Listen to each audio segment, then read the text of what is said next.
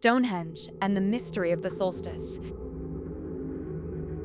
Unraveling 5 millennia of enigma. Welcome to Religion Unpacked. On a lonely plain in southern England, a ring of massive stones stands in silent defiance of time. They have stood there for 5,000 years. They saw the rise and fall of Rome. They saw the birth of modern nations. They are the world's most famous architectural puzzle. Stonehenge. For centuries, people have looked at these stones and asked the same questions. Who built them? How did a prehistoric people without wheels or pulleys move rocks weighing 30 tons? And most importantly, why? Was it a temple for sun worshippers? A sacrificial altar for druids? An ancient astronomical computer? Or a cemetery for the elite? Today, we're going back to the Neolithic age. We will uncover the secret of the blue stones, explore the perfect alignment of the solstice, and unpack the latest archaeological evidence that is rewriting everything we thought we knew about Stonehenge. Stonehenge wasn't built in a day. In fact, it took over 1,500 years to complete. It started around 300 BC as a simple circular ditch and mound used as a massive cemetery. But then, something extraordinary happened. Around 2500 BC, the builders began to bring the stones. There are two types of stones at Stonehenge: the massive sarsens and the smaller blue stones. The sarsens are local sandstone, but local still means they were dragged from 25 kilometers away. Each one weighs as much as 5 elephants. But the blue stones are even more mysterious. Geological tests show they came from the Preseli Hills in Wales, over 240 kilometers away. Imagine the effort. No roads, no trucks, just thousands of people, wooden sleds, and raw determination. Why were these specific stones so important that they had to be carried across an entire country? The answer lies in the sky. If you stand in the center of Stonehenge on the morning of the summer solstice, the longest day of the year, the sun rises in perfect alignment with the heel stone. Its rays pass directly into the heart of the circle.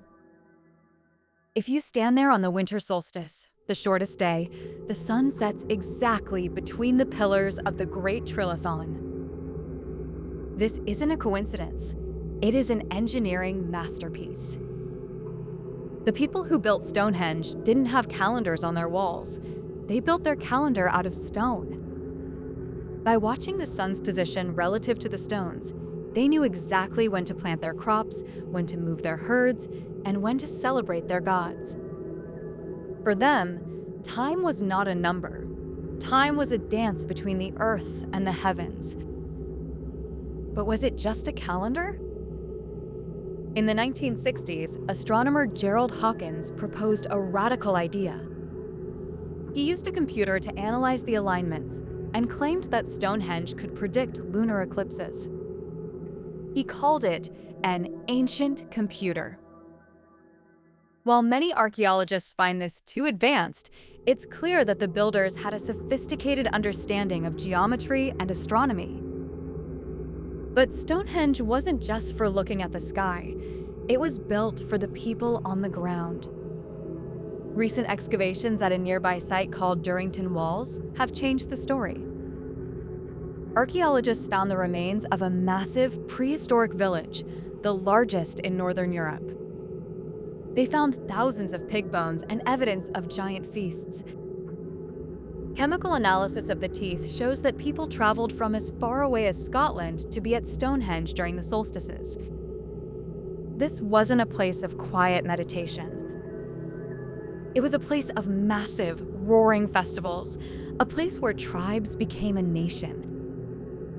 There is another, darker theory.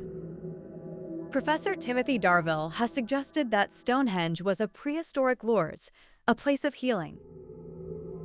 He points to the blue stones from Wales.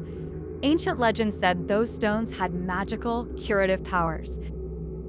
Many of the skeletons found around Stonehenge show signs of injury or disease. Some had traveled hundreds of miles to get there. Perhaps they came hoping that the light of the solstice sun, reflecting off the sacred blue stones, would cure their pain. Of course, we can't talk about Stonehenge without talking about the Druids. For years, people believed that white-robed Celtic priests built the monument for human sacrifice. But there's a problem with that theory. Stonehenge was already 2,000 years old when the Druids arrived in Britain. They didn't build it, but they certainly used it. Even today, modern Druids and pagans gather at the stones every June to welcome the sun. The stones have a power that transcends individual religions. They speak to something deep in the human spirit. So, what is the ultimate mystery of Stonehenge? Maybe it's the fact that it was built at all. Think of the unity it required. In an age of small tribes and constant survival, thousands of people came together for a project that would take centuries to finish. They didn't do it for profit. They didn't do it for war. They did it to connect with something eternal. They wanted to anchor their lives to the rhythm of the universe. Today, Stonehenge is a protected site, but it is under threat. Traffic from a nearby highway and the erosion of millions of feet are constant challenges. But the stones endure. They remind us that our ancestors weren't primitive.